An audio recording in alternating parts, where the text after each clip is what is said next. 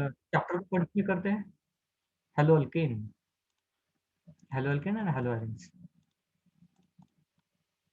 तो सबसे पहले बेसिक से स्टार्ट करेंगे इंट्रोडक्शन में। देखिए, हेलो अल्केन्स का मतलब ये होता है कि एक हेलोजन होगा, कोई भी एक, generally fluorine, chlorine, bromine and iodine, ये हेलोजन्स है। तो इसमें से कोई एक हेलोजन यहाँ पे प्रेजेंट होगा, तो उसको हम कहते हैं हेलो अल्केन या हेलो एरिन। अल्केन का मतलब सिंपल कार्बन हाइड्रोजन का बॉन्ड या कार्बन हाइड्रोजन का मॉलिक्यूल। एरिन मतलब एरोमेटिक कंपाउंड, ठीक है। तो मोनो हेलो अल्केन मतलब एक ही हेलोजन होगा, तो मोनो हेलो अल्केन। डाई मतलब दो, हेलो मतलब दो हेलोजन, अल्केन कंपाउंड होगा, ठीक है। ट्राई हेलो अल्केन मतलब ट्राई हेलोजन होगा compound, try hello alkane, simple सा नाम। यहाँ पे अगर देखा जाए मोनो मतलब एक, हेलो हेलो एरेंस मतलब एक हेलोजन एंड देन एरिन मतलब एरोमेटिक रिंग। यहाँ पे डाई हेलो मतलब दो हेलोजन अगेन एरोमेटिक रिंग। हाँ, पोजीशन हमें मालूम नहीं, वो लिखनी पड़ेगी हमें जैसे स्ट्रक्चर आएंगे ऑर्थोमेटा पैरा जो भी होगा। ट्राई हेलो अल्केन मतलब ट्राई मतलब तीन, हेलो मतलब हेलोजन्स, एरिन। सेम भी हो सकते हैं, अलग अलग भी हो सकते हैं। नेक्स्ट पॉइंट, हाइब्रिडाइजेशन की बात करें तो यहाँ पे हमें ऑब्वियसली ढूंढना पड़ेगा केमिकल फॉर्मूला के थ्रू कि यहाँ पे हाइब्रिडेशन कार्बन की क्या होगी। जनरली हेलो एल्केन्स में हाइब्रिडेशन होती है sp3, कार्बन की हाइब्रिडेशन sp3। यहाँ पे जो कार्बन रहेगा उसकी हाइब्रिडेशन रहेगी sp2, ये रिमार्केबल चीज है, ठीक है, sp2। नेक्स्ट चीज, अगर इस टाइप का कुछ कंपाउंड आ जाए CH2 एंड Cl, तो इसको हम हेलो एरिन में नहीं डालेंगे, इसमें नहीं डालेंगे इसको, क्योंकि ये क्लोरीन जिस कार्बन को कनेक्टेड है वो sp3 है, sp2 नहीं है। ओके, तो इसको सेपरेट करने के लिए ऐसे यूज किए जाते हैं। तो मैं मोनो हेलो एलिन्स, बेसिकली हेलो एलिन्स के लिए sp2 हाइब्रिडाइज्ड कार्बन को कनेक्टेड होना चाहिए हेलोजन। आगे तो ऐसे बहुत सारे नाम है उसके क्लासिफिकेशन के लिए। Okay, next one, classification, first degree, second degree, third degree. Identify कैसे करना है, हेलोजन को पकड़ो, ओके, हेलोजन जिस कार्बन को कनेक्टेड है उसको पकड़ो, ठीक है। हेलोजन जिस कार्बन को कनेक्टेड है उसको पकड़ो। उसको कितने भाई है, भाई इन द सेंस एक कार्बन कितने कार्बन को कनेक्टेड है, वो जो पर्टिकुलर कार्बन है वो कितने कार्बन को कनेक्टेड है, उसको गिनो, आपको आंसर मिल जाए। तो यहाँ पे एक ही कार्बन को कनेक्टेड है, इसलिए ये प्राइमरी कंपाउंड है, ठीक है। अब हेलोजन इस कार्बन को कनेक्टेड है और ये बाकी दो कार्बन को कनेक्टेड है, दो भाई है, सेकेंडरी। ओके, ये कार्बन तीन कंपाउंड को कनेक्टेड है, टर्च। स्ट्रेट फॉरवर्ड सिंपल लॉजिक, कोई इसमें कंफ्यूजन वाली बात नहीं। नेक्स्ट वन, ये सारे हो गए अल्किल हैलाइड्स, हाँ, एकदम सिंपल सा पॉइंट, या फिर हेलो अल्केन्स भी कहते हैं इसको, अल्किल हैलाइड। नेक्स्ट कैटेगरी आती है एलाइलिक हैलाइड्स, ये बहुत इंपॉर्टेंट है, एलाइलिक हैलाइड्स। इसका अच्छे से सेटअप देख लेना। पहले तो कार्बन कार्बन डबल बॉन्ड होगा, मतलब एटलीस्ट थ्री कंपाउंड्स का सेटअप है ये, थ्री कंपाउंड्स का सेटअप, तीन से ज्यादा होंगे तो चलेगा। इसमें से पहले double carbon carbon double bond, then single bond, then halogen connected, ठीक है, देन हैलोजन कनेक्टेड, बहुत इंपॉर्टेंट चीज है ये। ये सेटअप यहाँ पे होना चाहिए। तो यहाँ पे आपको सेम सेटअप दिखाई दे रहा है, एलाइलिक कार्बन, या फिर यहाँ पे भी सेम सेटअप है, इसी को भी हम एलाइलिक कार्बन ही कहेंगे, ठीक है। Double bond, single bond, then halogen connected, तीन कार्बन का पहले तो चेन पकड़ो जहाँ पे ये पूरी चीजें हों, ओके। और ये ज्यादा स्पेशल क्यों है ये भी मैं आपको यहाँ पे बता देता हूँ। देखो ये हमारा सेटअप है, Cl। हमें ये भी मालूम है कि क्लोरीन गुड लीविंग ग्रुप होता है, कुछ हो गया सपोज और क्लोरीन बाहर चला गया, ठीक है, तो बचेगा क्या, carbon double bond carbon, single bond carbon, plus chlorine बाहर जाएगा तो more electronegative, obviously Cl minus बनेगा, और यहाँ पे बनेगा कार्बन प्लस, ठीक है। तो ये आयन सॉल्यूशन में बनेगा। अब इस आयन को देख के मुझे बताओ क्या ये स्टेबल होगा कि नहीं, जो बॉक्स में है क्या वो स्टेबल होगा कि नहीं, अगर होगा तो रीजन।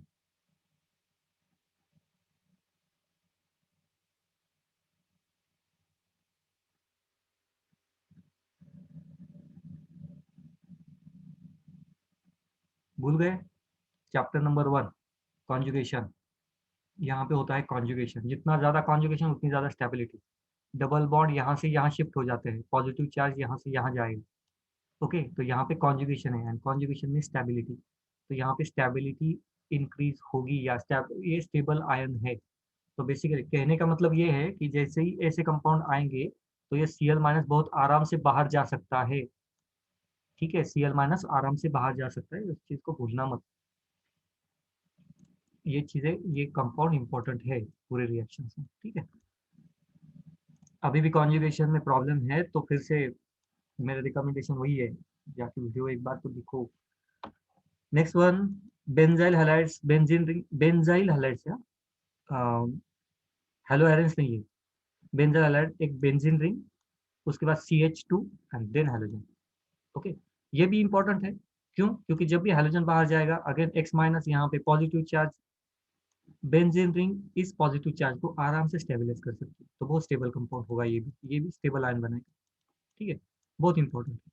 तो benzylic halides and allylic halides बहुत बार आपको आगे रिएक्शंस में दिखाई देंगे, रीजन है उनकी स्टेबिलिटी। ठीक है,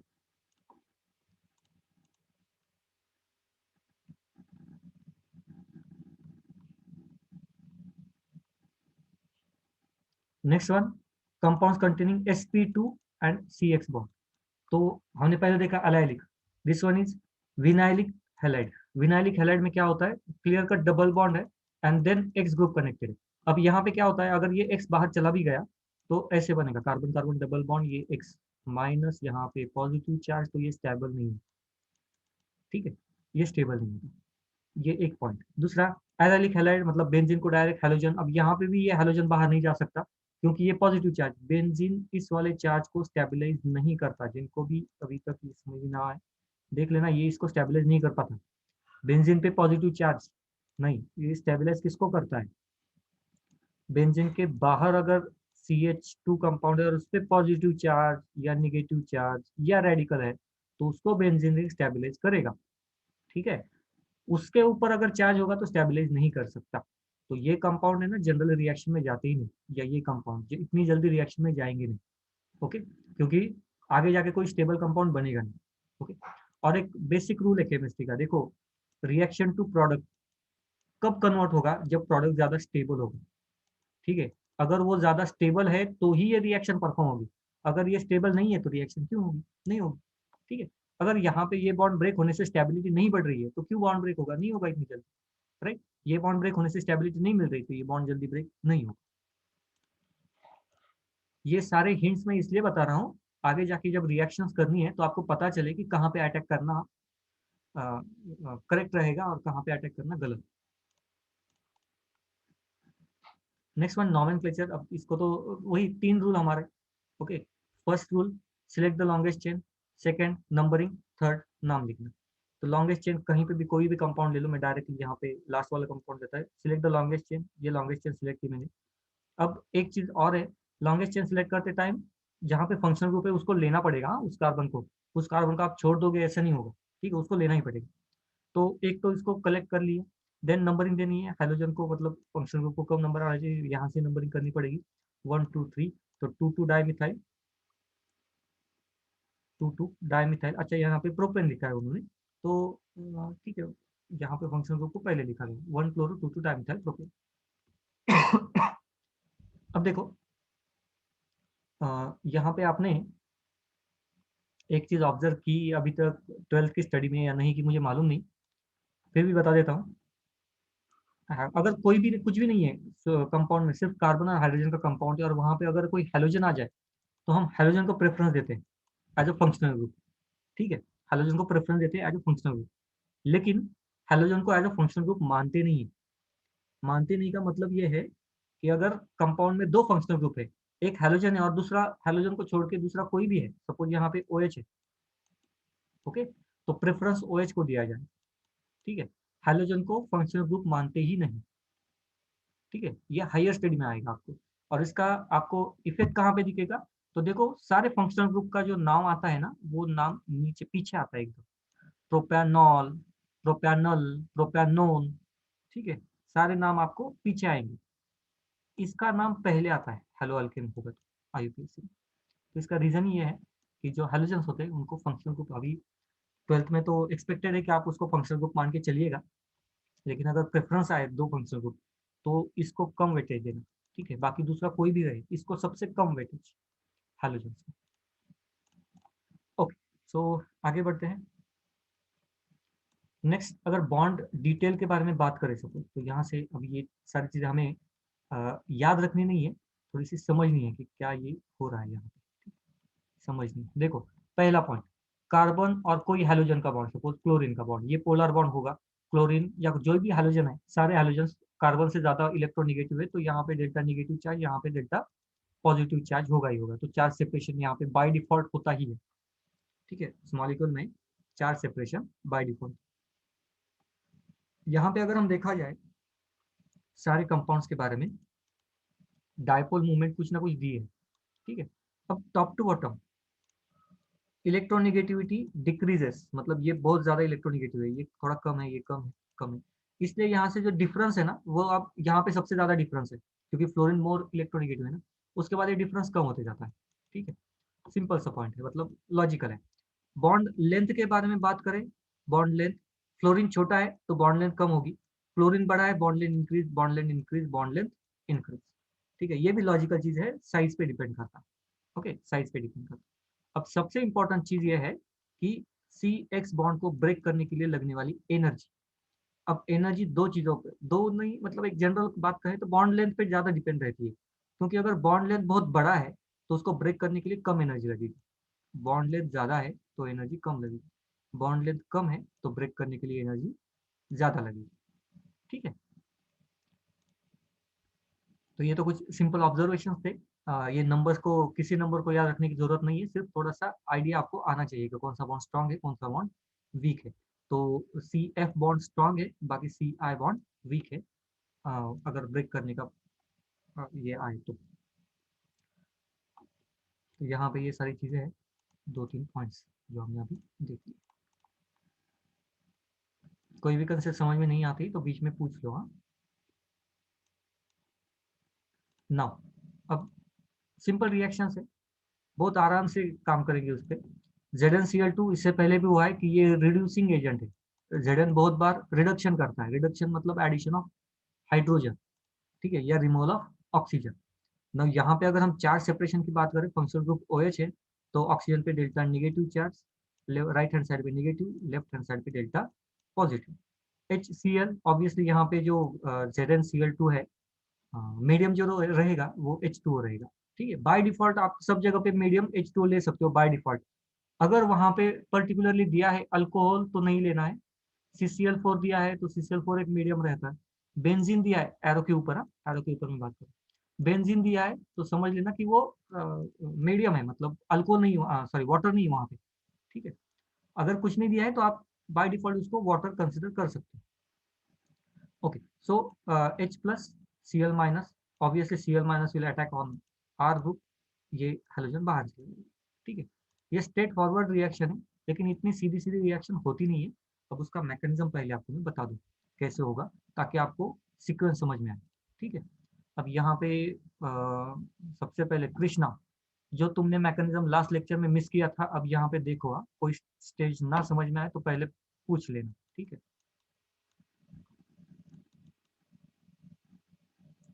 ओके, सो मुझे कुछ क्वेश्चंस के आंसर चाहिए। फर्स्ट क्वेश्चन, HCl क्या है? कृष्णा, कृष्णा आंसर देगा। चलो फास्ट, HCl क्या है? एसिड। एसिड है। सॉल्यूशन में क्या देगा? H+, right, H+ and +Cl- solution में देगा। ओके, ऑक्सीजन, आउटरमोस्ट शेल में कितने इलेक्ट्रॉन्स, लोन पेयर्स कितने होते हैं? लेविस डॉट स्ट्रक्चर, ऑक्सीजन के लोन पेयर कितने होते हैं?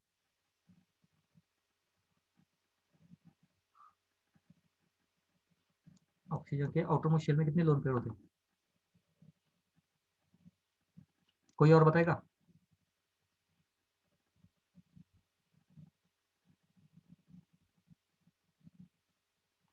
6। 6 इलेक्ट्रॉन्स होते हैं, लोन पेयर नहीं होते। 1 2 3 4 5 6, 6 इलेक्ट्रॉन, टू। 2 lone pair. तो यहाँ पे मैंने 2 लोन पेयर लिखे, ये जो 2 इलेक्ट्रॉन थे ये बॉन्डिंग में चले गए, आप ऑक्सीजन के 2 बॉन्ड यहाँ पे देख सकते हो। ठीक है, आई थिंक इसको यहाँ पे डाउट नहीं होगा। नेक्स्ट पॉइंट, अब यहाँ पे होता क्या है, ये तो एसिड है, इस सॉल्यूशन में देगा H+Cl-, ऑक्सीजन के 2 लोन पेयर है, और आगे जाके इसमें से एक लोन पेयर को यूज करके इस हाइड्रोजन को वो एक्सेप्ट करेगा, मतलब बॉन्ड बनाएगा। सो कंपाउंड बनेगा ये R O, then H again H यहाँ पे लोन पेयर यूज किया है, भूलना मत। तो कोऑर्डिनेट बॉन्ड को मैं यहाँ पे ऐसे एरो से ड्रॉ करूंगा, और जो पॉजिटिव चार्ज हाइड्रोजन पे था वो आएगा ऑक्सीजन पे। ठीक है, यहाँ पे एक lone pair as it is, ये बन गया हमारा एक इंटरमीडिएट। तो ये पहले बनता है, ये फर्स्ट स्टेज है हमारी। नाउ ये जो इंटरमीडिएट बना है वो स्टेबल नहीं है, ठीक है, स्टेबल नहीं है। और जिसको अब मैं मार्क करने जा रहा हूँ, देखो ये जो सर्कल में है उसका केमिकल फॉर्मूला क्या है, मुझे कोई बताएगा जल्दी?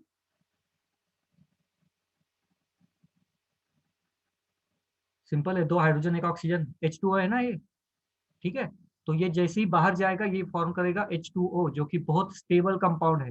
ओके, इसलिए ये जो सर्कल में आपको दिया है ना, it's a good leaving group. ठीक है, ये जो है, ये जो बना है ये बहुत अच्छा लिविंग ग्रुप है, याद रखना इस चीज को, ठीक है।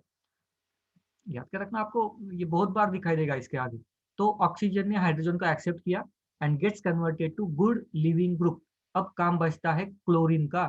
अब क्लोरीन क्या करेगा, इसको करना है अटैक, ठीक है। तो नेक्स्ट चीज में क्लोरीन जैसे ही इस आर ग्रुप पे अटैक करेगा, ये बॉन्ड ब्रेक होके चला जाएगा, ठीक है। तो नेक्स्ट स्टेज ये साइमल्टेनियसली होता है। नेक्स्ट स्टेज में it will form RCl plus water. ये जो स्टेज है ना, ये वाली और ये वाली, ये है एक्चुअल मैकेनिज्म उसका। पहले क्या हुआ, तो H प्लस एक्सेप्ट किया, दूसरी स्टेज में क्लोरीन ने आके अटैक किया। आपके बुक में ये, एग्जाम में ये नहीं पूछेंगे, एग्जाम में एसिड देंगे, और याद है ना बेंजीन पूछा था, ठीक है। तो दूसरा हेलोजन कंपाउंड देंगे। ओके, अब मुझे बताओ इस पे किसी को कोई डाउट है क्या?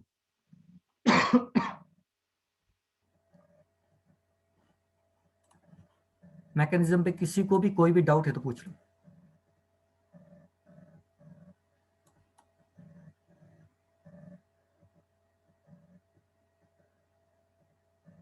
नहीं है? कृष्णा मुझे पहले बताओ, पहले स्टेज में हमने क्या किया? फास्ट बताना, थोड़ा गलती होगी चलेगी, थोड़ा फास्ट बताना। पहले स्टेज में हमने क्या किया?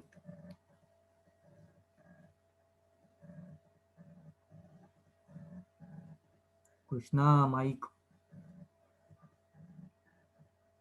जल्दी करो, टाइम नहीं अपने पास।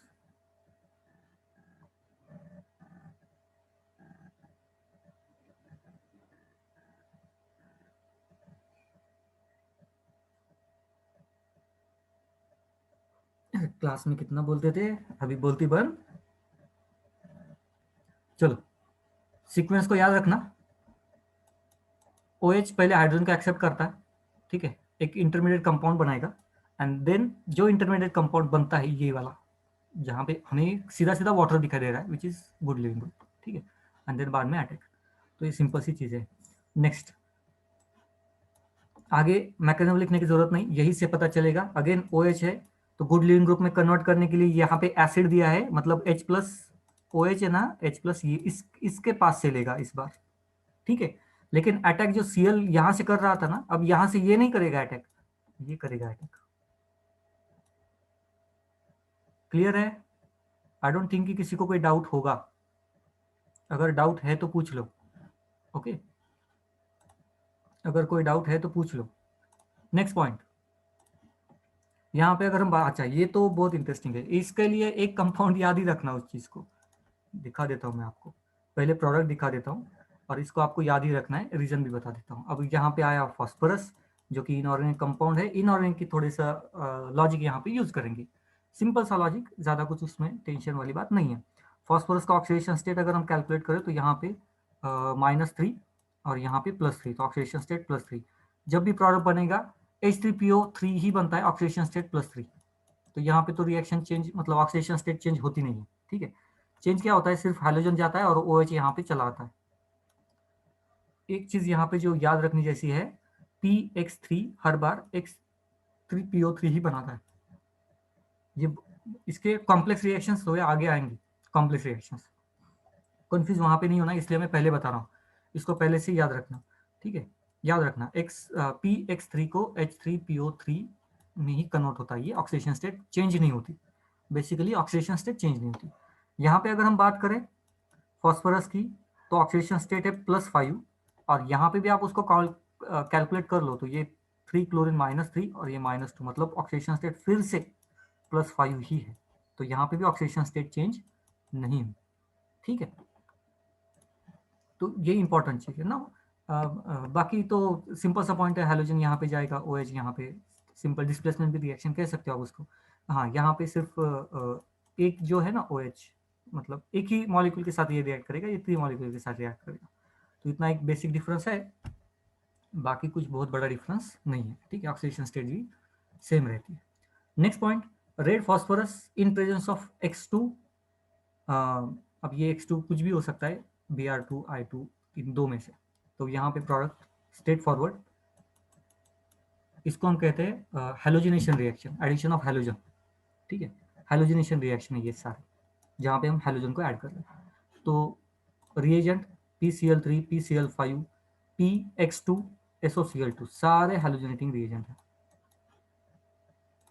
ओके, बहुत इजीली ये कन्वर्जन कर देते हैं, कोई उसमें प्रॉब्लम नहीं है। नेक्स्ट, हाँ, ये जो सर्कल में कंडीशन है उससे हमें क्या पता चलता है, कुछ इसके बारे में पता चला? कोई बताएगा मुझे, किसी को क्लिक हुआ क्या? ये जो दिया है इससे क्या पता चलता है, किसी को क्लिक हुआ क्या?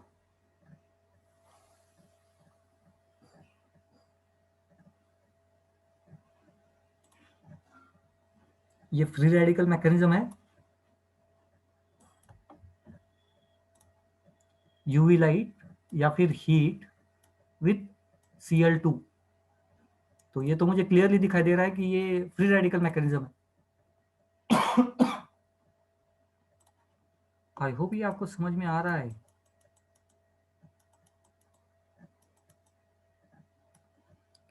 अब फ्री रेडिकल में होता क्या है, कोई भी एक बॉन्ड है सपोज, तो मैं इसको निकाल देता हूँ, ये CH2 एंड यहाँ पे एक हाइड्रोजन, ये बॉन्ड ब्रेक हुआ तो ये H का रेडिकल बनेगा, ये कार्बन का रेडिकल बनेगा। ये होता है ना फ्री रेडिकल मैकेनिज्म, रेडिकल्स बनते हैं, राइट। अब कौन सा रेडिकल, अब रेडिकल तो कौन से भी बन सकते हैं, अब ऐसी कंडीशन नहीं होती, रेडिकल कहीं पे भी बन सकते हैं, यहाँ पे भी बन सकते हैं, यहाँ पे भी बन सकते हैं, लेकिन स्टेबल रेडिकल कौन सा है? अब मैं यहाँ पे 2 रेडिकल निकाल रहा हूँ, आपको मुझे बताना है कि स्टेबल रेडिकल कौन सा है। एक वाला ये रेडिकल, देन 1 2 3 4 बाकी हाइड्रोजन है, समझ लेना उस चीज को, ये रेडिकल, तो ये फर्स्ट प्राइमरी रेडिकल है, ये सेकेंडरी रेडिकल है, बताओ कौन सा रेडिकल ज्यादा स्टेबल है? जो रेडिकल स्टेबल होगा क्लोरीन वहीं पे जाके अटैच हो जाएगा ना। यस, एनीवन, कौन सा रेडिकल स्टेबल है, पहला कि दूसरा? First degree, second degree?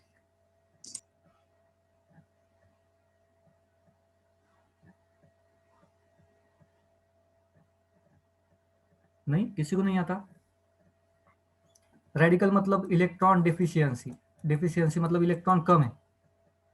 Okay, और इलेक्ट्रॉन कम है तो उसको जरूरत चाहिए, तो यहाँ पे देने वाला एक ही कार्बन है, ये वाला, यहाँ पे उसको देने के लिए 2 है, तो ये ज्यादा स्टेबल है सेकेंडरी। ठीक है, और सेकेंडरी ज्यादा स्टेबल मतलब प्रोडक्ट बनेगा ये वाला, ये प्रोडक्ट बनेगा लेकिन माइनर प्रोडक्ट होगा, this one is major. Okay, तो प्रोडक्ट को उस हिसाब से भी हमें थोड़ा सा देखना है अभी।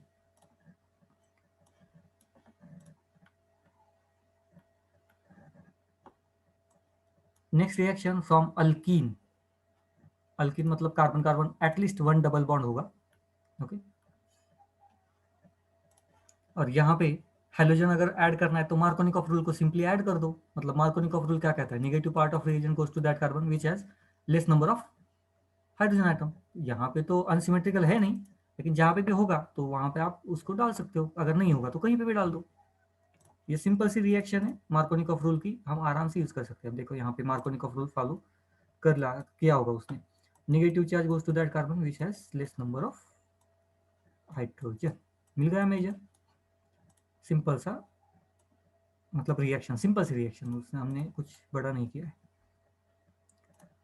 अब यहाँ पे देख लेना, यहाँ पे मैंने इसको डिवाइड किया था, निगेटिव चार्ज की एडिशन की थी, यहाँ पे CCl4 दिया है जो कि सॉल्वेंट है, मतलब मैं Br2 को ब्रेक नहीं कर सकता हूँ, ये साइमल्टेनियसली रिएक्शन होगी, मतलब इस तरह से रिएक्शन होगी, ये बी आर कॉन्टैक्ट में आएंगे साइड बाय साइड, ये ब्रेक होगी, ये भी बॉन्ड ब्रेक होगा, यहाँ पे बॉन्ड बनेगा और यहाँ पे बॉन्ड बनेगा, ठीक है। ये साइमल्टेनियसली प्रोसेस होगी। आयंस की यहाँ पे स्टेबिलिटी का कोई सवाल ही नहीं है, CCl4 आयंस को स्टेबलाइज नहीं करता, वो वाटर का काम है, CCl4 नहीं करता, ठीक है। तो in presence of CCl4 simultaneously reaction होगी and we will get vicinal, विस इन द सेंस विसिनल, हमने दो देखा था ना, जेमिनल एंड विसिनल, ठीक है। तो विसिनल डाइब्रोमाइड मिलता है, मतलब दो अलग अलग कार्बन को ब्रोमीन, दो ब्रोमीन है, दो अलग अलग कार्बन को है, उसको हम कहेंगे विसिनल। एक ही कार्बन को अगर दोनों ब्रोमीन है तो जेमिनल, दो अलग अलग कार्बन को है तो ब्रोमीन विसिनल, ठीक। तो ये प्रोडक्ट मिलता है। Next one halogen exchange. अब ये थोड़ा सा अब इंपॉर्टेंट चीज़ें हैं, इंपॉर्टेंट कंसेप्ट है। अब यहाँ पे आपको कंफ्यूजन लेवल थोड़ी सी उन्होंने बढ़ा दी है, ठीक है। तो ये थोड़ा सा और डिटेल में जाने से पहले मुझे एक चीज़ बताओ, यहाँ तक सब चीज़ें क्लियर है क्या? क्योंकि इसके बाद मैं अगर अब डिटेल में जाऊँगा तो इनऑर्गेनिक की कंसेप्ट, एनालिटिकल की कंसेप्ट, सारी कंसेप्ट यूज़ करूँगा। यहाँ तक कोई किसी को डाउट है किसी भी रिएक्शन में तो पूछ लो।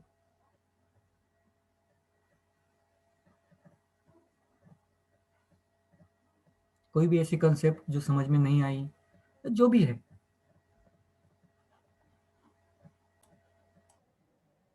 वापस से स्टार्ट करते हैं अभी, मतलब कंटिन्यू करते हैं इसको।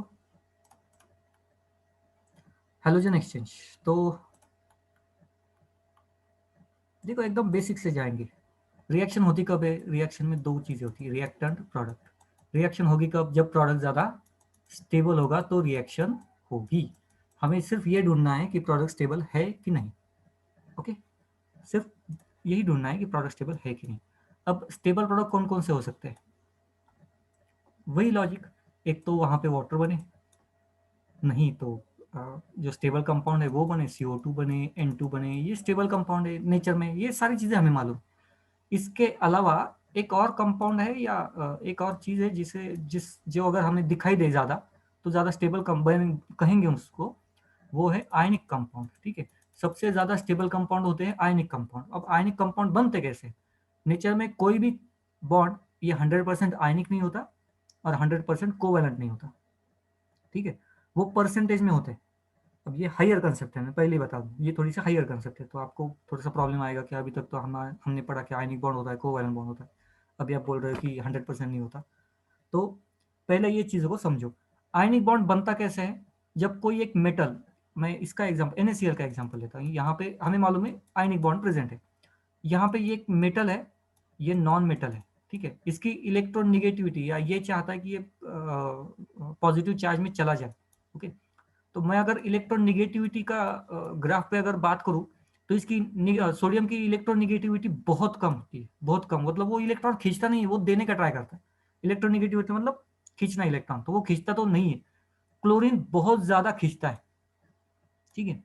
अब आयनिक बॉन्ड किस पे डिपेंड रहता है? तो इन दोनों की जो इलेक्ट्रोनिगेटिविटी डिफरेंस है इस पे डिपेंड रहता है आयनिक बॉन्ड का कैरेक्टरिस्टिक्स। जितना ज्यादा डिफरेंस उतना ज्यादा आयनिक बॉन्ड, जितना कम डिफरेंस उतना कम आयनिक बॉन्ड, ठीक है। और आयनिक बॉन्ड जहां पे प्रेजेंट है वहां पे मॉलिक्यूल स्टेबल है, ओके। तो बेसिकली मैं ये कहना चाहता हूं कि अगर इलेक्ट्रोनिगेटिविटी डिफरेंस बहुत ज्यादा है तो वो कंपाउंड स्टेबल है।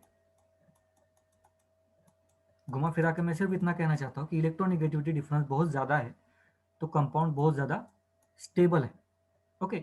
सिंपल सा लॉजिक ना। अब अगर मैं इलेक्ट्रोनिगेटिविटी के बारे में बात करूं, fluorine, chlorine, bromine and iodine, तो हमें मालूम है सबसे कम इलेक्ट्रोनिगेटिविटी आयोडीन की होती है और सबसे ज़्यादा फ्लोरीन की होती है, ठीक है। यहाँ पे comparison suppose iodine and chlorine में है, तो आयोडीन एंड क्लोरीन के बारे में बात करते हैं, ठीक है।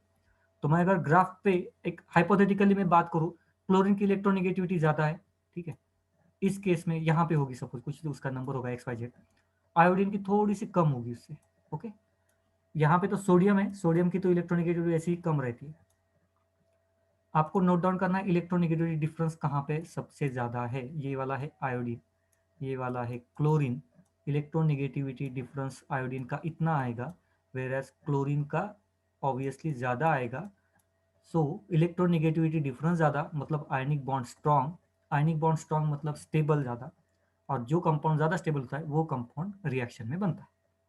ओके, और यही रीज़न है कि यहाँ पे पहले Cl था और यहाँ पे Na था। Na मतलब इतनी इलेक्ट्रोनेगेटिविटी डिफरेंस, जो भी आयनिक बॉन्ड नहीं आता है, जो स्टेबल भी है लेकिन कंपैरेटिवली लेस स्टेबल है एज कम्पेयर टू प्रोडक्ट जो आगे बनने वाला है।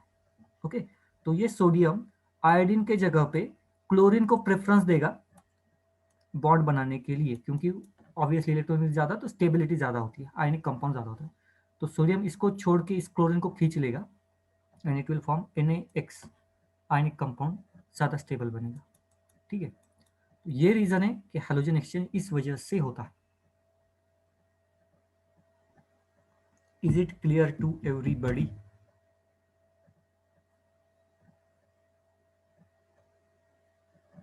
सर एक बार एक्सप्लेन करो ना। अच्छा, एक्सप्लेन करता हूँ, लेकिन अभी 1 मिनट बाकी है तो नेक्स्ट सेशन में करता हूँ। अगर बाकी कोई क्वेश्चन है तो पूछ लो,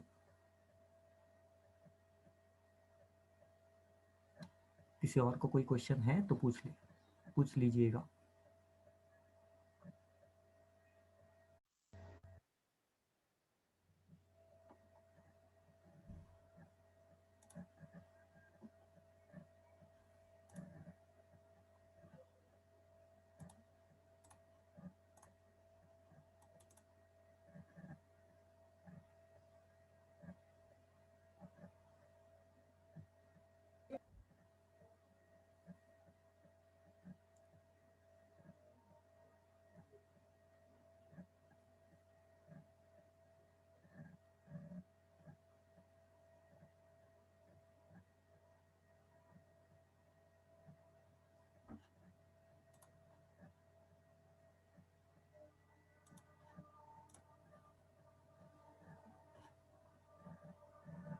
और कौन बाकी है अभी? कोई तो बाकी है।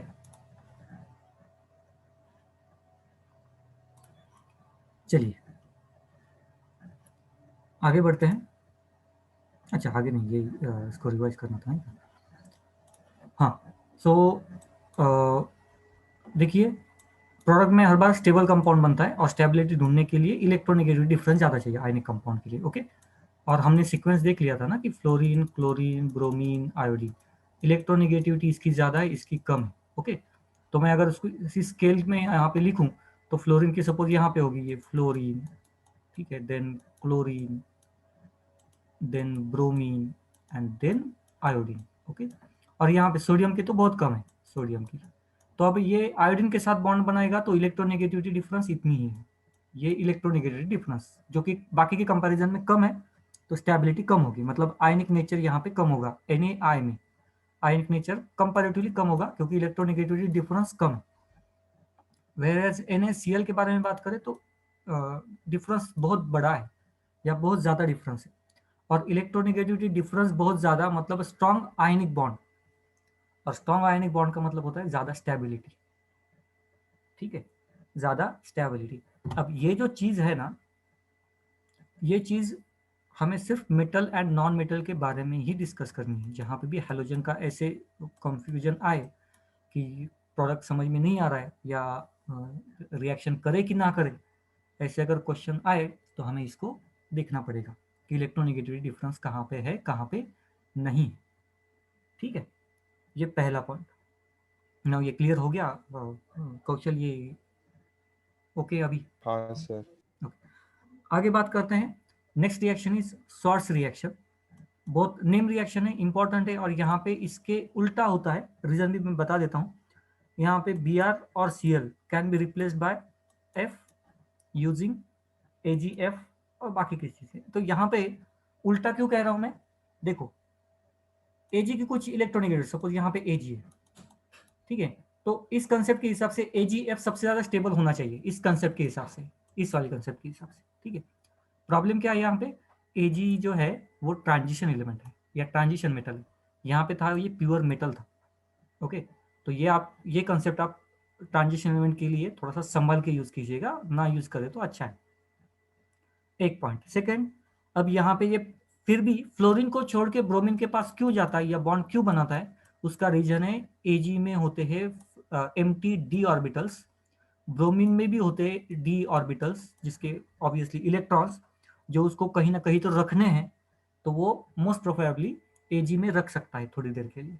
ठीक है, मतलब डी इलेक्ट्रॉन्स को स्टेबलाइज करने का काम Ag करेगा, और यही रीजन है कि ये फ्लोरीन को मतलब फ्लोरीन को छोड़ के बाकी एलिमेंट्स को बाहर खींचते हैं।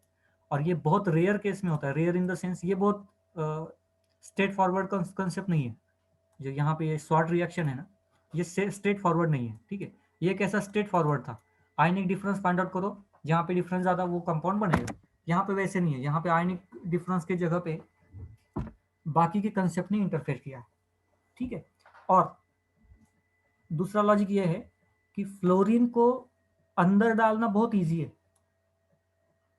सॉरी, इस केस में अगर फ्लोरीन आए, मतलब यहाँ पे सपोज फ्लोरीन है, ठीक है, तो इसको फ्लोरीन को बाहर खींचना बहुत ईजी है, इसको बाहर खींचना ईजी है, अंदर डालना बहुत मुश्किल है।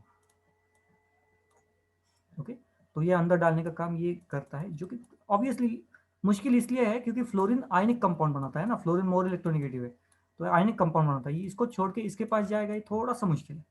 ठीक है, ये मुश्किल काम ट्रांजिशन एलिमेंट्स के यूज से किया गया है। अब यहाँ पे कौन कौन से बना सकते हैं स्वार्ट्ज रिएक्शन में, AgF यूज कर सकते हैं, Hg2F2 यूज कर सकते हैं, COF2 यूज कर सकते हैं, एंड SbF3 यूज कर सकते हैं।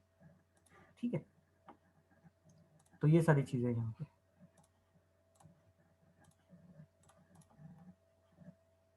आगे बढ़ेंगे, हेलो एरिन्स का प्रिपरेशन की reaction, preparation of hello arenes.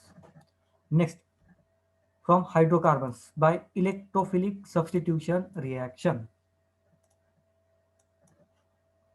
ना, एकदम स्ट्रेट फॉरवर्ड सिंपल रिएक्शन है, कोई उसमें ज़्यादा प्रॉब्लम है ही नहीं। नेक्स्ट चीज़, आयरन को डाला है ताकि ये कैटलिस्ट का काम करे। ओके, आपको कहीं पे भी आयरन दिखाई नहीं देगा क्योंकि वो कैटलिस्ट है, रिएक्शन में पार्टिसिपेट नहीं करेगा। सेकेंड चीज़, यहाँ पे Cl2 दिया है, लेकिन कहीं पे भी हीट या लाइट ये वर्ड यूज़ नहीं किया है, उन्होंने यूज़ किया है डार्क। इसका मतलब यह है कि यहाँ पे आयनिक सॉरी रेडिकल मैकेनिज्म नहीं होगा। ठीक है, रेडिकल मैकेनिज्म नहीं है, इसने चिल्ला चिल्ला के बता दिया है, नो रेडिकल मैकेनिज्म। तो फिर एक ही मैकेनिज्म बचता है, आयनिक मैकेनिज्म। ओके, तो अब आयनिक में देखो ये Cl2 F2 Br2 जो भी है, ऑक्सीडेशन स्टेट रहेगी 0। यहाँ पे है बेंजीन, ये है इलेक्ट्रॉन रिच, अगर ये इलेक्ट्रॉन रिच है तो it will attack on Cl, इसमें से दो में से एक Cl बाहर, एक Cl यहाँ पे connect, straight forward reaction. Okay, तो बेंजीन ने अटैक किया, दो में से एक Cl बाहर गया। ठीक है, एक्स कंपाउंड यहाँ पे कनेक्ट। अब दो जगह पे ये कनेक्ट हो सकते हैं, एक ऑर्थो दूसरा पैरा। क्यों ऑर्थो पैरा, क्यों? क्योंकि CH3 जो है वो प्लस आई इफेक्ट दिखाता है, inductive effect, in that means ये इलेक्ट्रॉन्स को देगा बेंजीन को, और जब भी इलेक्ट्रॉन बेंजीन को मिलते हैं तो ऑर्थो पोजीशन ओके और पैरा पोजीशन स्ट्रांग होती है। जब भी इलेक्ट्रॉन्स बेंजीन को मिलते हैं तो ortho and para position strong होती है। ठीक है, यहाँ पे हाइपर कॉन्जुगेशन भी दिखाई देगा हमें। हाइपर कॉन्जुगेशन का मतलब यहाँ से एक हाइड्रोजन चला जाता है बाहर और ये निगेटिव चार्ज यहाँ पे घूमते रहता है, ये भी चीज़ें हमें दिखाई देती है। ठीक है, तो basically ortho and para position strong होते हैं क्योंकि CH3 shows plus I effect, electron देने का काम करता है। ठीक है, इसलिए आपको प्रोडक्ट भी मिलेगा तो ऑर्थो और पैरा पे मिलेगा, मेटा पे बहुत कम प्रोडक्ट मिलता है। ठीक है, तो major product ortho and para. कुछ भी समझ में ना आए तो पूछ लेना। नेक्स्ट वन, ये रिएक्शन तो मतलब अमाइन में तो बहुत बार आपने देखी भी होगी, सैंडमर्स रिएक्शन इसका नाम है, पहली बात। ठीक है, सैंडमर्स रिएक्शन या कपलिंग रिएक्शन, कपलिंग नहीं सॉरी, डाइजोटाइजेशन रिएक्शन भी कहते हैं इसको। ओके, सबसे पहले यहाँ पे NH2 ग्रुप है इन presence of NaNO2 and HX, ये जो NH2 ग्रुप है गेट्स कन्वर्टेड टू N2। ठीक है, और ये हमें मालूम है ये N2 बहुत अच्छा लिविंग ग्रुप है। क्यों? क्योंकि ये जब भी ब्रेक होगा क्या बनेगा, N2, और N2 बहुत ज़्यादा स्टेबल है ना गैसेस में। ठीक है, तो पहला तो पॉइंट डाइजोनियम सॉल्ट बनाता है, NH2 gets converted to N2, जिसको हम कहते हैं डाइजोनियम सॉल्ट। ठीक है, तो ये पहली रिएक्शन है सैंड मेयर रिएक्शन। सेकंड, अब इस N2 को कोई भी आके रिप्लेस कर सकता है, कोई भी निगेटिवली चार्ज, क्योंकि देखो होता क्या है, जब भी कोई रिएजेंट के साथ इसको हम ऐड कर दें बहुत इजीली ये बाहर चला जाएगा। अब ये इजीली चला जाएगा तो बचेगा क्या, N2 तो चला गया, राइट। N2 पे था पॉजिटिव चार्ज, अब ये पॉजिटिव चार्ज किसको देके जाएगा, बेंजीन को। अब प्रॉब्लम यह है, बेंजीन अपने अगर अपने स्ट्रक्चर के ऊपर अगर पॉजिटिव चार्ज आता है तो बेंजीन उसको स्टेबलाइज नहीं कर पाता, ओके, स्टेबलाइज नहीं कर पाता। पहले जो सिंपल बेंजीन है वो उसके पास इतनी इलेक्ट्रॉन डेंसिटी होती है कि वो किसी भी नेगेटिवली चार्ज्ड आयंस को नज़दीक आने भी नहीं देता, ठीक है, नज़दीक आ ही नहीं सकता, वो आने ही नहीं देता। लेकिन यहाँ पे खुद पे पॉजिटिव चार्ज आ गया तो जो भी निगेटिव चार्ज मिले, जो भी मिले, कुछ भी हो सकता है, वो फिर वो यहाँ पे आएगा तो रोकेगा नहीं उसको, आने देगा, क्योंकि पॉजिटिव नेगेटिव चार्ज है और वहाँ पे रिएक्शन हो सकती है। मतलब जो मोस्ट डिफिकल्ट टास्क था नेगेटिव चार्ज के एडिशन बेंजीन पे कैसे करें, क्योंकि बेंजीन तो पास आने ही नहीं देता था, क्योंकि बेंजीन के पास इलेक्ट्रॉन रिचनेस था और नेगेटिव चार्ज मतलब electron, same charges opposite force. ये इतनी बड़ी प्रॉब्लम इस रिएक्शन ने सॉल्व आउट करी थी, इसलिए ये रिएक्शन बहुत इंपॉर्टेंट है और हर एग्जाम में इस पे क्वेश्चन आपको एटलीस्ट एक क्वेश्चन दिखाई देगा, डायरेक्ट या इनडायरेक्ट, इतनी ये इंपॉर्टेंट है, क्योंकि बहुत बड़ा प्रॉब्लम इस रिएक्शन ने सॉल्व किया है, ठीक है। बेंजीन को जो NH2 था उसको डाइजोनियम सॉल्ट में कन्वर्ट करके ये जैसे ही बाहर जाता है तो फिर बेंजीन अकेला पड़ जाता है, तो विथ पॉजिटिव चार्ज, तो ये किसी को भी अलाउड करता है अटैक करने के लिए। तो यहाँ पे हेलो अल्केन्स बनाना अदरवाइज बहुत मुश्किल है, ओके, हेलो अल्केन बनाना अदरवाइज कंपैरेटिवली बहुत मुश्किल चीज़ है। अब देखो इसके बाद आपको कुछ और दूसरा नहीं मिलेगा, मैं देखता हूँ, देखो नहीं, ठीक है, तो ये सबसे इंपॉर्टेंट है, ओके। तो ये एक रिएक्शन हो गई। नेक्स्ट, हाँ, अब आई डोंट थिंक कि इसमें से कोई भी एक ऐसा रिएजेंट है जो आपको नहीं हुआ है, सारे रिएजेंट्स आपको हुए हैं। तो मैं चाहता हूँ कि आप मुझे प्रोडक्ट बताएं, कंपाउंड 1 का प्रोडक्ट, थोड़ा फास्ट बताओगे तो अच्छा रहेगा।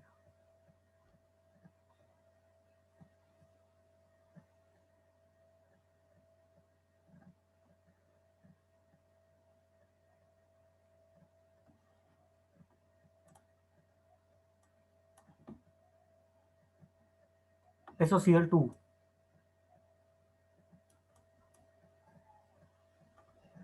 बोलो।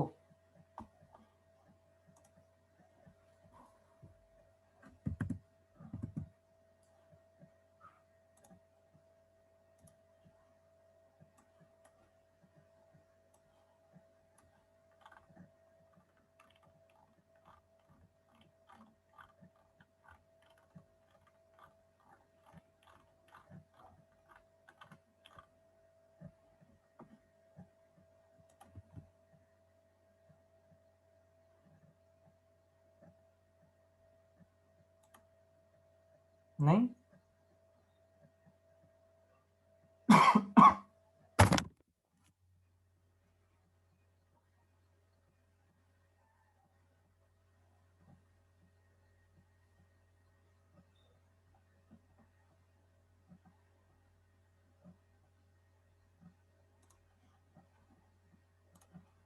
क्लोरीनेशन करता है, OH को बाहर डालता है ना, Cl अंदर, तो यहाँ पे ये Cl बनेगा प्लस SO2 प्लस 2 Cl थे, एक अंदर गया, एक HCl का फॉर्मेशन करेगा, यहाँ पे ये H, यहाँ पे Cl, ऑक्सीजन तो इसको दे दिया SO2 बनाने के लिए, स्ट्रेट फॉरवर्ड, ओके।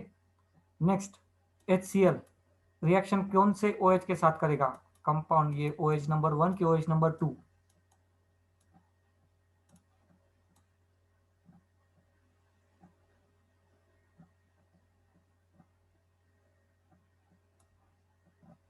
बोलो।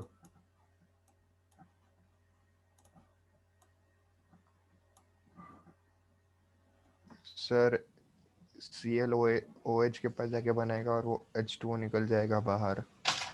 कौन सा H2O, 1 की 2? 1। अगर ये H2 बाहर निकल गया तो इस पे आएगा पॉजिटिव चार्ज, बेंजीन पे positive charge stable sir Cl जाएगा ना उधर। ना, ये बनाएगा ही नहीं तो जाएगा कैसे? बेंजीन अपने अपने ऊपर पॉजिटिव चार्ज लेता है, मैं अभी देखा ना, लेता ही नहीं वो, सिर्फ एक ही कंपाउंड उसको मिला N2, जिसकी वजह से उसको लेना पड़ा। ठीक है, तो यहाँ पे तो नहीं, फर्स्ट बिल्कुल नहीं, सेकेंड सेम रिएक्शन होगी लेकिन सेकेंड OH पे ये हाइड्रोजन लेगा, यहाँ पे पॉजिटिव चार्ज, ये बाहर भी चला जाएगा। ठीक है, देन इस पे पॉजिटिव चार्ज। अब और एक चीज, अब ये इंटरमीडिएट बना ना, क्या ये स्टेबल है? तो यस, बहुत ज्यादा स्टेबल है। क्यों? क्योंकि यहाँ पे क्लियर कट मुझे रेजोनेंस दिखाई दे रहा है, double bond single bond and charge. तो मेरा जो सेटअप था, carbon carbon double bond then single bond then positive charge, ये तो यहाँ पे फुलफिल हो रहा है। तो यहाँ पे कॉन्जुगेशन क्या, रेजोनेंस है, मतलब यहाँ पे कम से कम मैं इसके 4 स्ट्रक्चर ड्रॉ कर सकता हूँ रेजोनेंस के, तो बहुत ज्यादा स्टेबिलिटी है। ठीक है, तो स्टेबल इंटरमीडिएट तो बना नहीं है हमें। Next, chlorine negative charge will attack on this, product जो बनेगा वो ये बनेगा CH2Cl, benzene as it is, यहाँ पे OH। ओके, इस OH को हाथ नहीं लगा सकता कोई, इसने हाइड्रोजन एक्सेप्ट भी किया तो ये बाहर जाने, ये इसको जाने नहीं देगा। ओके, और ये बाहर गया भी तो भी Cl यहाँ पे इतनी जल्दी आएगा नहीं। तो ये इतनी इजी रिएक्शन नहीं थी, एक ही बेंजीन पे रिएक्शन करनी है ना, एक ही रिएक्शन ये वाली, बस दूसरी रिएक्शन का सोचो। ओके,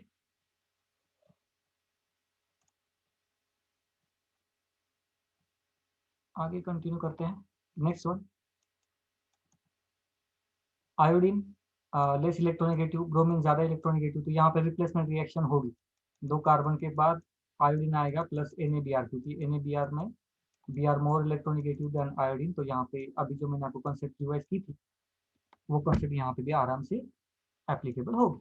ठीक है, तो ये भी कोई प्रॉब्लम नहीं है। यहाँ पे बात करें Br2 इन प्रेजेंस ऑफ, ये सारी चीजें मुझे चिल्ला चिल्ला के बता दी कि फिर से रेडिकल मैकेनिज्म यहाँ पे प्रेजेंट है। तो पहले तो रेडिकल बनेगा, एक तो Br2 है, उसके तो 2 Br के रेडिकल बनेंगे ही बनेंगे। यहाँ पे कौन सा रेडिकल बनेगा जो स्टेबल हो इस कंपाउंड का? तो देखो अभी C, और ये C है, और यहाँ पे NO2, तो मुझे जो दिखाई दे रहा है, एक ही दिखाई दे रहा है कि यहाँ पे अगर रेडिकल बनेगा तो वो सबसे ज्यादा स्टेबल होगा। रीजन कोई बताएगा मुझे, ये वाला रेडिकल क्यों स्टेबल है?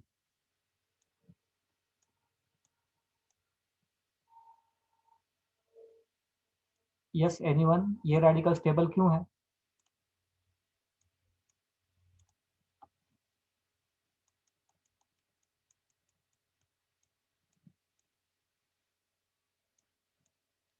रेजोनेंस, डबल बॉन्ड यहाँ से यहाँ शिफ्ट हो जाएंगे, डबल बॉन्ड इलेक्ट्रॉन्स, ये एक इलेक्ट्रॉन यहाँ से यहाँ, ये इलेक्ट्रॉन यहाँ से यहाँ, ये इलेक्ट्रॉन यहाँ से यहाँ। ठीक है, कॉन्जुगेशन में आएगा, रेजोनेंस कहते हैं उसको। ठीक है, रेजोनेंस में ये कंपाउंड है, ये कंपाउंड रेजोनेंस में जाएगा, और यही रीजन है कि वहां पे पहले रेडिकल यहाँ पे बनेगा, और रेडिकल बनने के बाद Br2 इसी कार्बन पे कनेक्ट हो जाएगा, तो यहाँ पे ये हमारा फाइनल कंपाउंड रहेगा Br। Okay, final compound Br। Next one, next one HI।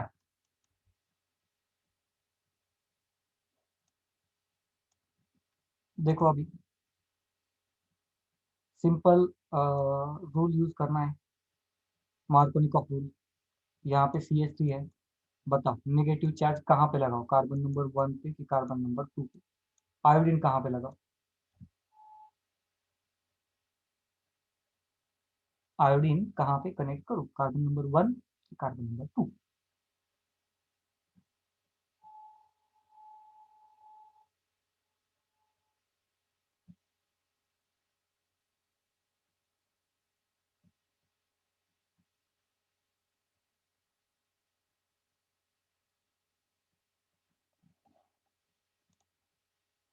नहीं, अरे इसको आपको देखना है ना, हाइड्रोजन गिनो, इस कार्बन ने 4 बॉन्ड बनाए, हाइड्रोजन कोई नहीं है, इस कार्बन ने 3 बॉन्ड बनाए, एक हाइड्रोजन यहाँ पे प्रेजेंट होगा, negative part of reagent goes to that carbon which has less number of hydrogen atom. तो ये डबल बॉन्ड के कार्बन ही कंसीडर करने हैं, तो यहाँ पे नंबर ऑफ हाइड्रोजन आटम इसको कम है, तो नेगेटिव पार्ट इसको जाएगा, मतलब यहाँ पे आयोडीन जाएगा।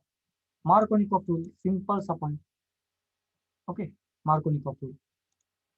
नेक्स्ट इसके बारे में बात करें Br2, तो ये रेडिकल मैकेनिज्म, डबल बॉन्ड यहाँ पे ब्रेक होगा, सिंपल स्ट्रेट फॉरवर्ड रिएक्शन, यहाँ पे एक Br कनेक्ट और यहाँ पे दूसरा Br connect, straight forward reaction. Okay, तो ये हो गए इसके आंसर। एक काम सबको करना है, अगर मैं गलत नहीं हूँ तो यहाँ पे जितने लोग हैं, मुझे तो ये नहीं लगता कि आप सब लोग बिना देखे रेजोनेंस लिख पाओगे, ये मेरा मानना है, मैं गलत हो सकता हूँ, मैं तो चाहता हूँ कि मैं गलत हूँ। ठीक है, तो एक काम करना है आप सब लोगों को, मैं आप आज ग्रुप में भी डाल दूंगा, एक होमवर्क दूंगा। ओके, आगे जो है वो है थोड़ी सी एडवांस कंसेप्ट है, एडवांस नहीं बोल सकते, स्ट्रेट फॉरवर्ड सिंपल सी कंसेप्ट है, बाकी कोई कॉम्प्लिकेशंस नहीं है उसमें। ओके, अल्कोहल देखो, अल्कोहल में ये रिएक्शन करोगे सेम, कुछ नया नहीं है उसमें। हमारा जो सीक्वेंस था कि ऑक्सीजन हाइड्रोजन लेगा, तो हाइड्रोजन ले लिया उसने, ठीक है, एक इंटरमीडिएट, हाइड्रोजन लेने के बाद वो स्टेबल कंपाउंड बनता है ना, बाहर निकल जाता है। ठीक है, तो सपोज फर्स्ट स्टेज में हाइड्रोजन ले लिया, तो it will form carbon carbon carbon carbon, यहाँ पे O H और एक H विथ पॉजिटिव चार्ज, ये बन गया इंटरमीडिएट। इसको भी, ये भी बाहर चला जाएगा, तो it will form carbon 1 2 3 4, plus water बाहर चला गया, यहाँ पे एक पॉजिटिव चार्ज, शायद यहाँ तक सबको समझ में आ गया होगा। नेक्स्ट, ये पॉजिटिव चार्ज स्टेबल भी बहुत ज्यादा है, क्योंकि ये टर्चरी कार्बोकैटायन है, 3rd degree carbocation, positive charge electron deficient, ये इलेक्ट्रॉन देने का काम करेंगे। ओके, नाउ Cl जो है chlorine, negative charge, it will attack on this carbon, मतलब यहाँ पे Cl माइनस जो है HCl है ना, तो Cl माइनस तो बनेगा ही नहीं, तो Cl minus will attack on this carbon. ठीक है, तो फाइनल कंपाउंड क्या बनेगा, यहाँ पे आपको है स्ट्रेट फॉरवर्ड है, कोई एडवांस वगैरह कंसेप्ट नहीं है, थोड़ा सा कुछ क्वेश्चंस ऐड कर दिया। नेक्स्ट पॉइंट, यहाँ पे देखो, अभी पिरिडिन यूज किया, पिरिडिन बेसिक होता है। ओके, बेसिक होता है, जो नाइट्रोजन के लोन पेयर होते हैं ना, वो हाइड्रोजन को एक्सेप्ट करने का काम करते हैं। ठीक है, हाइड्रोजन एक्सेप्ट करने का काम करते हैं। डिफरेंस कहाँ पे आएगा, प्रोडक्ट में डिफरेंस नहीं आता, चाहे पिरिडिन रहे या ना रहे, प्रोडक्ट सेम आता है। डिफरेंस आता है, अगर पिरिडिन नहीं था तो हमने बनाया था HCl। ओके, मतलब Cl ने हाइड्रोजन को एक्सेप्ट किया था, अगर पिरिडिन होगा तो हाइड्रोजन को पिरिडिन एक्सेप्ट करेगा। ठीक है, इतना ही डिफरेंस है कि हाइड्रोजन को एक्सेप्ट करने वाला कौन है, यहाँ पे पिरिडिन है, यहाँ पे पिरिडिन नहीं था तो Cl ने एक्सेप्ट किया था, 2 Cl है ना यहाँ पे, ये SOCl2 होता है ना, तो एक Cl तो यहाँ पे पोजीशन ले लेता है, दूसरा Cl खाली बैठता है, तो वो हाइड्रोजन को एक्सेप्ट किया था। ठीक है, पिरिडिन होगा तो हाइड्रोजन को पिरिडिन एक्सेप्ट करेगा, एंड दोनों Cl दो अलग अलग मॉलिक्यूल्स को रिप्लेस करने का काम करेंगे। ठीक है, तो ये एक चीज। Next, preparation from ether, ether से प्रिपरेशन कैसे होती है, क्या होती है, वो हमें देखना। सो ethers can only react with acid and not with base or nucleophile। तो सबसे इंपॉर्टेंट चीज, ईथर्स सिर्फ एसिड से रिएक्ट होते हैं, बाकी किसी से रिएक्ट नहीं होते। और मैकेनिज्म सेम वही मैकेनिज्म लिखूंगा, देखो मैकेनिज्म क्या है, ROR, इस बार इथर है लेकिन ऑक्सीजन तो वही है, लोन पेयर 2 रहते हैं इसके पास, प्लस HBr, हमें मालूम है HBr एसिड है, तो H plus and Br minus. Okay, तो सॉल्यूशन में तो H प्लस रहेंगे ही रहेंगे, एक्सेप्ट कौन करेगा, वही कंसेप्ट, ऑक्सीजन एक्सेप्ट करेगा, हाइड्रोजन को gets converted to ROR with hydrogen and positive charge, ये बन गया हमारा इंटरमीडिएट। ऑब्वियसली ये स्टेबल तो होगा नहीं, जितनी जल्दी हो सके ब्रेक हो जाए। ठीक है, अब जो सॉल्यूशन में दूसरा बचा है Br माइनस, वो यहाँ पे अपना रूल का स्टार्ट कर देगा, तो यहाँ पे Br minus will attack on any of the alkyl group. इस आर पे या इस आर पे किसी पे एक अटैक कर दो। अब देखो ऑक्सीजन पे 3 बॉन्ड है ना, तो उसको तो एक बॉन्ड ब्रेक करना ही है। तो जैसे ही बी आर यहाँ पे अटैक करेगा आर पे, ये बॉन्ड ब्रेक होके ऑक्सीजन के पास लोन पे, ठीक है, इस बॉन्ड के लोन पे ऑक्सीजन के पास। तो फाइनल कंपाउंड क्या बनता है, ये वाला आर ग्रुप, ठीक है, प्लस बी आर, ये तो कंपाउंड बन गया। नेगेटिव चार्ज भी चला गया। क्यों चला गया, ये बॉन्ड जब भी ब्रेक होगा तो इलेक्ट्रॉन ऑक्सीजन को मिलेगा, मतलब ऑक्सीजन पे नेगेटिव चार्ज, आर पे पॉजिटिव चार्ज, ये होने वाला है बॉन्ड ब्रेक होने के बाद। Negative positive cancel, R group, और इस पे ऑक्सीजन, ये बी आर का नेगेटिव चार्ज, ये भी न्यूट्रल, तो ये न्यूट्रल बन गया, प्लस आर ओ एच, ये भी न्यूट्रल बन गया। ओके, जैसे ही हमने इसके बारे में रिएक्शन की थी, सेम रिएक्शन ऊपर भी, इथर भी सेम रिएक्शन दिखाता है, और सिर्फ एसिड के साथ दिखाता है, बाकी किसी के साथ नहीं दिखाता।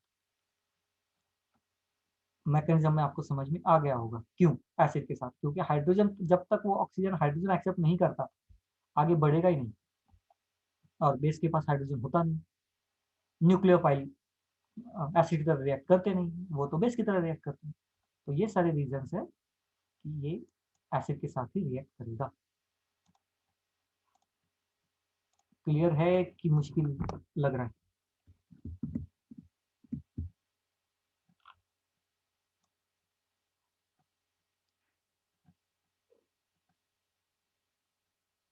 थोड़ा बहुत समझ में आ रहा है ना?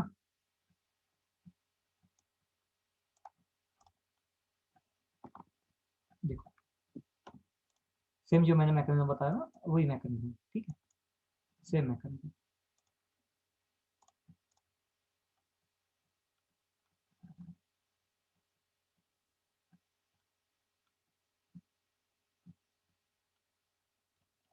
ओके, अब ये देखो, प्रॉब्लम ये है ना, अभी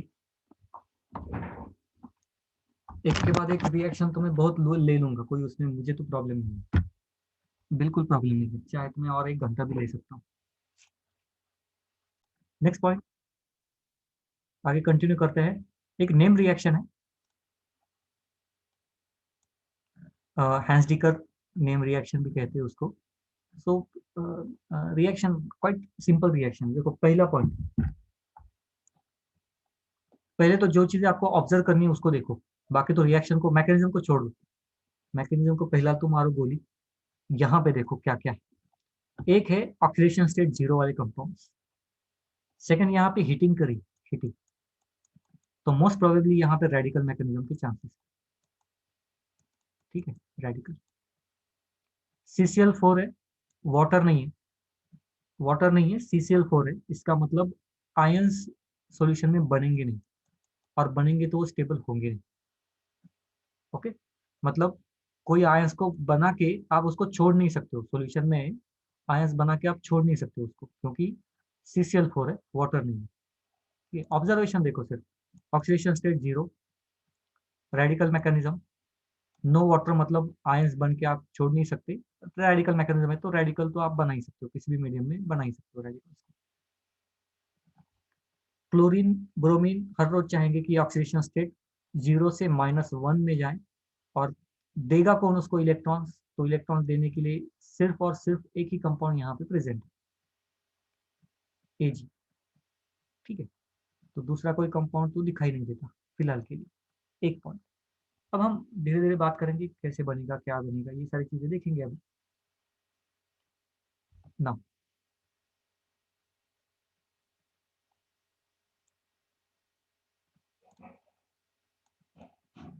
रिएक्शन के पास आते हैं। फर्स्ट वन, ये कंपाउंड है जो कि पोलर है, यहाँ पे मेटल दिखाई दे रहा है, ट्रांजिशन मेटल, मेटल मतलब वहां पे चार्ज सेपरेशन है, तो ऑब्वियसली इस पे पॉजिटिव चार्ज, इस पे नेगेटिव चार्ज। लेकिन अब हम इसको डायरेक्टली ब्रेक करके ऐसे आयंस नहीं बना सकते, प्रॉब्लम मैंने आपको बता दी, ठीक है।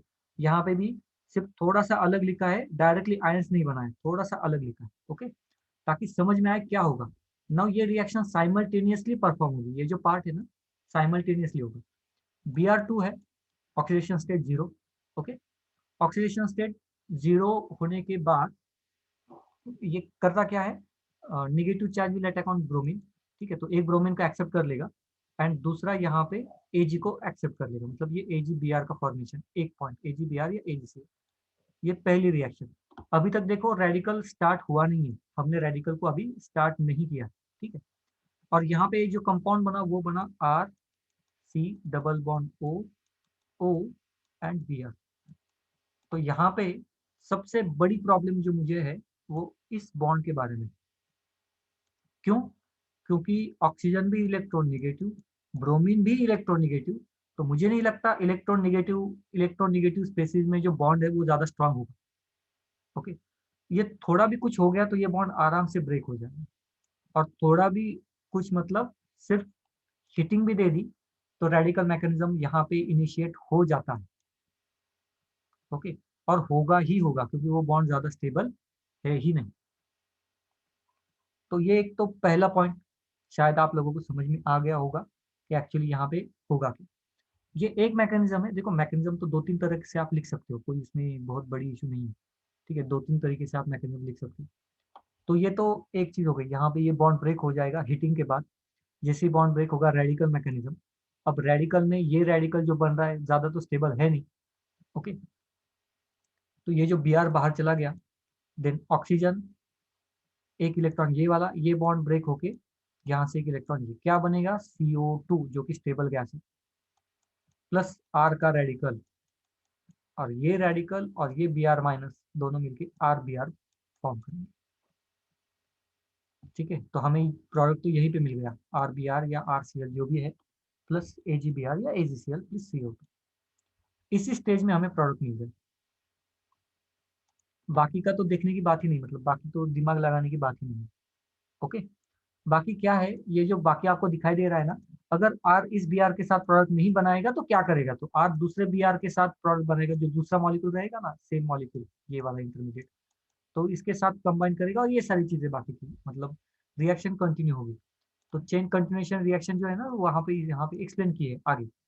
तो कहने का मतलब क्या है, प्रोडक्ट तो हमें वैसे ही यहीं पे मिल गया, मैकेनिज्म तो हमारा यहीं पे खत्म हो गया, ये सिर्फ चेन प्रोपोगेशन या चेन आगे कंटिन्यू करने की रिएक्शन। ओके, ये एक पॉइंट, इस हिसाब से भी आप रिएक्शन लिख सकते हो। लेकिन ये जो पॉइंट है इसको ऑब्जर्व करना कि यहाँ पे रेडिकल मैकेनिज्म होगा ही होगा, उसमें कोई कंफ्यूजन वाली बात रहेगी ही नहीं। ठीक है, एक अगर किसी लोग कहते हो कि नहीं सर यहाँ पे रेडिकल से ही स्टार्ट करेंगे, तो या किसी का दिमाग ऐसे रिवर्स चलता है, हालांकि मैकेनिज्म को प्रूव करने के लिए बहुत सारी चीज़ें भी की जाती है, ऐसे बाय गेस पे मैकेनिज्म कभी होता नहीं है। ठीक है, लेकिन आपके अगर आपके लेवल पे अगर आपको प्रॉब्लम आ रही है सपोज, तो उसका भी मैं सोल्यूशन आपको बता रहा हूँ। सपोज किसी को लगेगा कि Cl2 यहाँ पे ब्रेक हो गया, दो रेडिकल बने, यहाँ पे पहले ये रेडिकल बने बाद में रिएक्शन स्टार्ट करेंगे, तो भी आप देख लो तो भी सेम चीज होगी, तो भी सेम चीज होगी। आप Cl कहाँ पे कनेक्ट कहाँ पे करोगे, यहाँ पे ब्रेक कर दिया, दूसरा मॉलिक्यूल तो यही है आपके पास, तो क्या करोगे आप, ये Ag को कंबाइन करके AgCl बनाओगे और दूसरा Cl यहाँ पे डाल दोगे, तो क्या क्या मतलब क्या चेंज कर पाओगे आप, ये AgCl तो वैसे के वैसे बनेगा, प्लस प्रोडक्ट तो सेम बनेगा ना, कोई उसमें आप दूसरा बना ही नहीं सकते OCl, क्या बनाओगे दूसरा, यहाँ पे रेडिकल भी बना दिया आपने पहले, तो इसी के साथ तो कंबाइन करने हैं, दूसरा ये है ही नहीं दूसरा, तो क्या करेंगे, कहाँ पे करेंगे। लॉजिक समझ में आया, ये Cl किसके साथ बॉन्ड बनाएंगे आप, इसके बिना तो देखो ये, अच्छा इसी क्यों, क्योंकि ये नॉन मेटल है, ये मेटल है, आयनिक कंपाउंड बनेगा, स्टेबल तो बनेगा, Ag तो Cl को तो लेके जाएगा, मतलब ये तो कंपाउंड तो बनना ही है किसी भी हालत में। आप चीजें समझ रहे हो, आप अगर रूल के हिसाब से गाड़ी चला, अरे रुको थोड़ा, आप रूल के हिसाब से गाड़ी चलाओगे तो एक्सीडेंट नहीं होगा, रूल को तोड़ मरोड़ के गाड़ी चलाओगे तो एक्सीडेंट होगा। यहाँ पे भी सेम है, हमारे रूल्स को फॉलो करो ऑर्गेनिक के, तो आपको प्रॉपर प्रोडक्ट मिलेगा, अगर रूल को आपने तोड़ दिया तो प्रोडक्ट नहीं मिलेगा। अब सिर्फ आपको ये समझ में आना चाहिए कि रूल कहाँ पे ब्रेक हो रहा है, जो बिना प्रैक्टिस के नहीं होता। अगर किसी को कोई डाउट है, किसी को कोई दूसरे मैकेनिज्म सूझ रहा है, तो आप पूछ सकते हो कि सर ऐसे क्यों नहीं होगा, किसी को कोई डाउट है तो भी पूछ लो।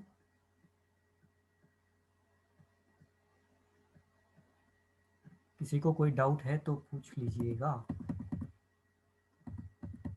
सर ये कंपाउंड स्टेबल रहेगा? सा फाइनल कंपाउंड पूछ रहे हो? ये कौन सा? अच्छा, ये जो बनाया फिर वो? से हाँ। नहीं नहीं नहीं, सेम रीजन ना, इलेक्ट्रोनेगेटिव इलेक्ट्रोनेगेटिव इलेक्ट्रोनेगेटिव इलेक्ट्रोनेगेटिव ज़्यादा स्टेबल नहीं रहेगा, ब्रेक हो जाएगा।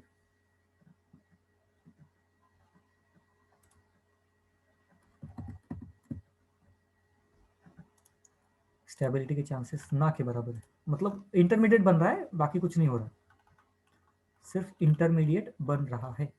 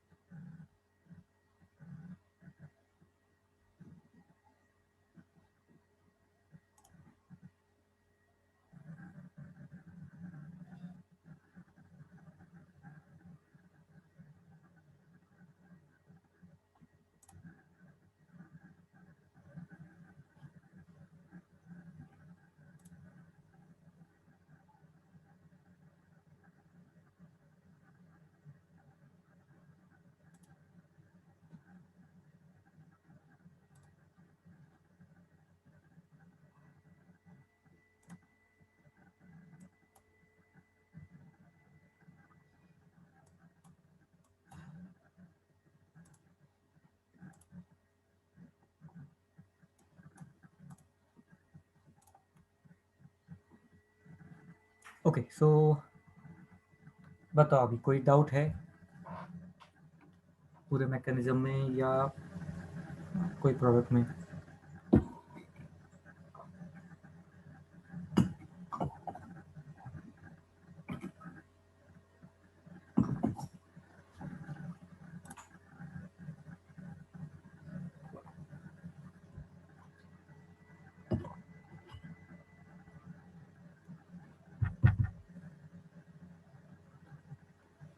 नहीं है? ओके,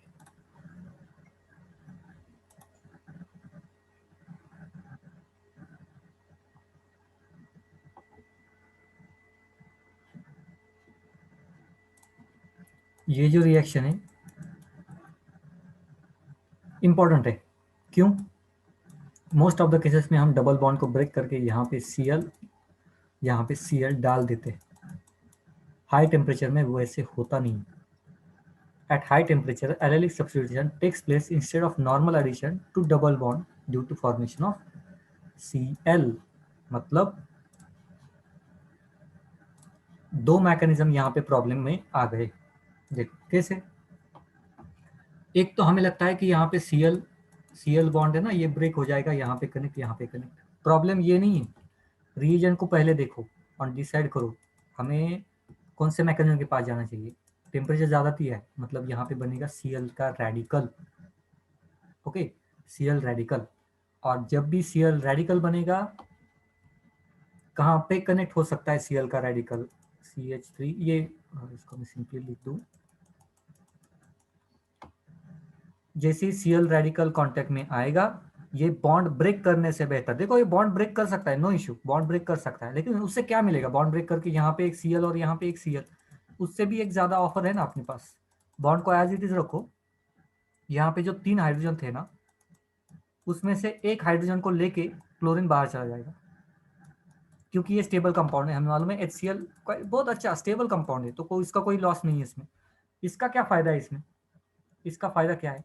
जब भी हाइड्रोजन बाहर जाएगा तो यहाँ पे बनेगा रेडिकल, और सब लोगों ने ऑब्जर्व किया होगा ये रेडिकल कॉन्जुगेशन में है, मतलब यहाँ पे स्टेबिलिटी है। अगर किसी रिएक्शन, अब मेरे स्पेलिंग में मत जाओ, क्योंकि मैं बात करते करते स्पेलिंग लिखता हूँ ना, तो वो गलत हो जाती है, मोस्ट ऑफ द केसेस में गलत होती है।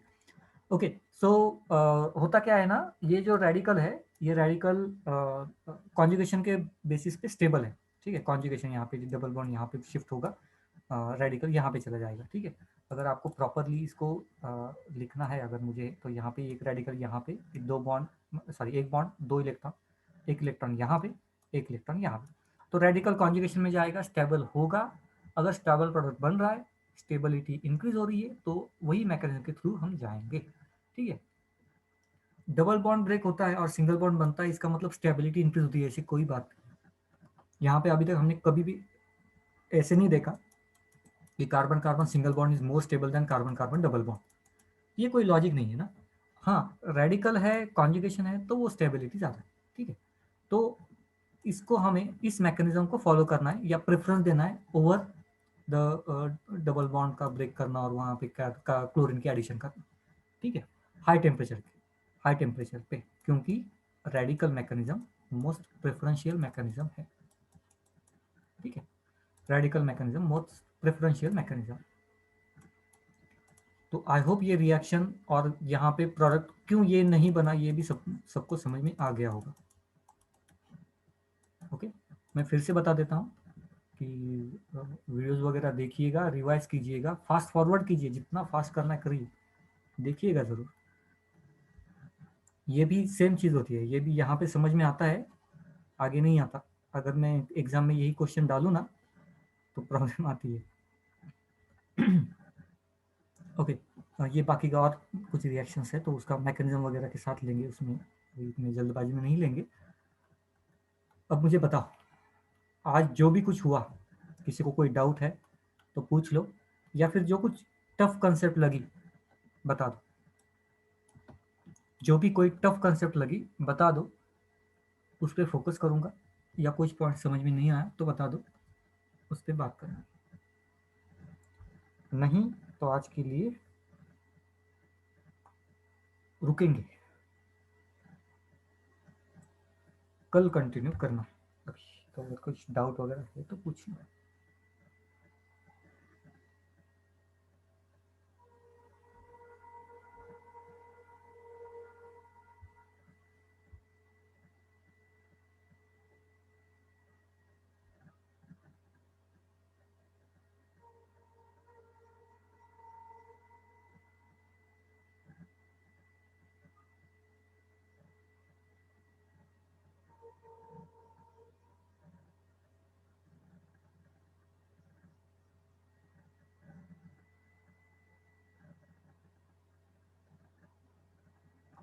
कोई डाउट नहीं है किसी को? चलिए फिर